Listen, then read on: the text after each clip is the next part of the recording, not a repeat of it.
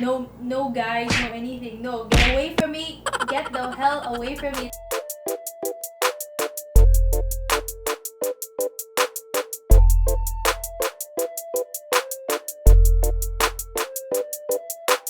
Hi guys, welcome back to my channel. I am Jill Salvador. If you're new in my channel, don't forget to subscribe and hit that notif bell. So today we have another office session, which is also known as Daldalan sessions with me. So today we are going to talk about nothing very serious, hindi siya business or anything like that, but I'd like to talk about something that is always asked to me is, bakit ka pa rin single hanggang ngayon? Bakit walang jowa? Since hindi to seryoso, di na ako upong ganito, mag-angel seat lang ako para relax tayo.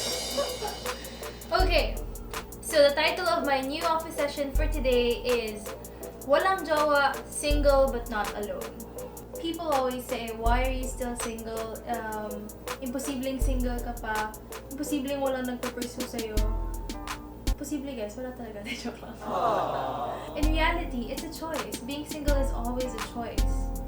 And I think the perception of people that when they tell you bakit single ka pa rin, they turn it into a somehow situation that is sad and depressing that has to be fixed. And I think that is a mindset that us Filipinos have to change, because being single is actually a privilege, not something bad. A person who is able to live with themselves, I believe, has found true happiness, because they're not relying on other people to make them happy. I personally believe that being single is not like a waiting stop or a bus stop that you just wait for a bus to come along and then you're just standing there. For me, being single is like you're the one on the wheel, you're going on a journey, and then you're taking in all of these new experiences until to the point that you decide, hey, I want to bring someone with me on this journey because I want them to see all the things that I've learned. I want them to experience all the things that I've seen. It's not something that I'm just waiting here, standing and doing nothing. Singleness is something that you have to learn things for yourself, you have to know yourself.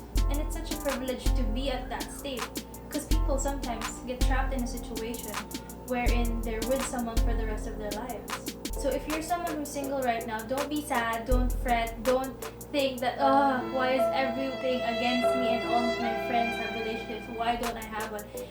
Ask them why they have relationships.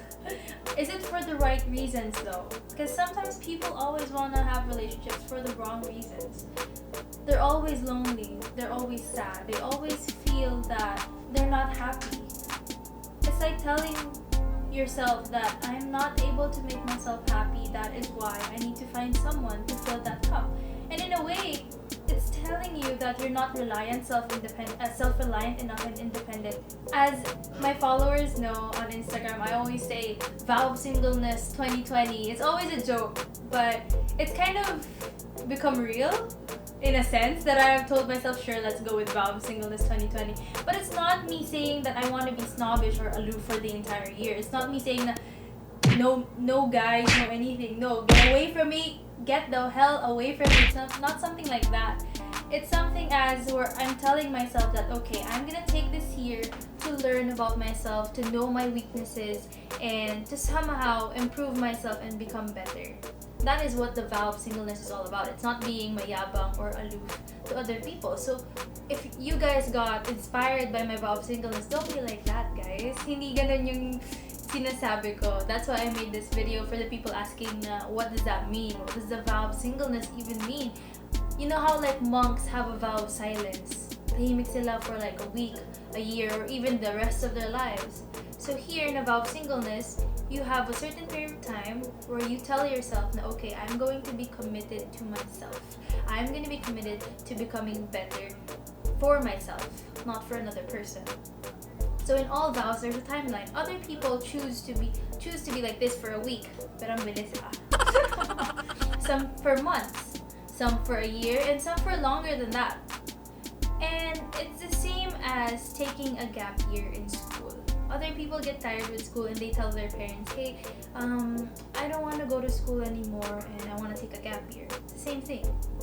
You just want to take a break, and in that gap year, college students usually find what they're good at, what they're passionate about. And why don't you take that time of singleness as well to know what you're good at and be passionate about something? Because for me, it's so easy to get married. Don't get me wrong, guys. It's not easy to find someone. It's hard, but it's so easy to fall in the trap to get married and have children.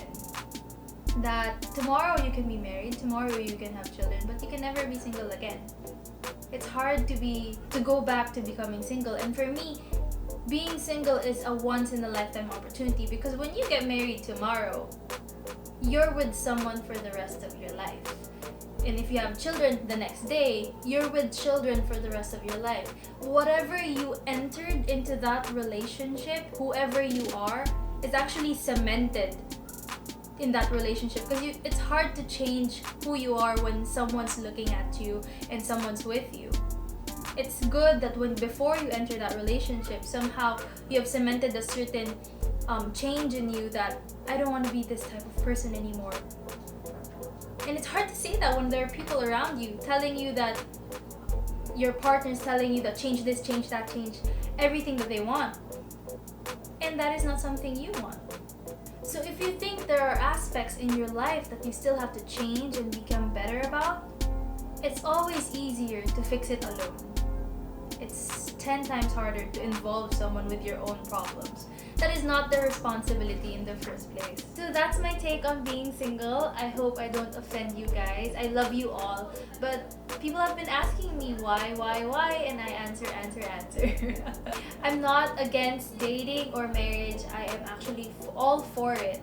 But what I'm against is doing it for the wrong reasons. In anything in life, business, career, studies, even relationships, you have to do it for the right reasons and be grounded on the right beliefs. So I think that's another thing we can all make happen in our lives. And thank you guys so much for watching. If you like this video and if you've learned something today, let me know in the comments below. Thank you guys so much, and see you guys next time. Bye!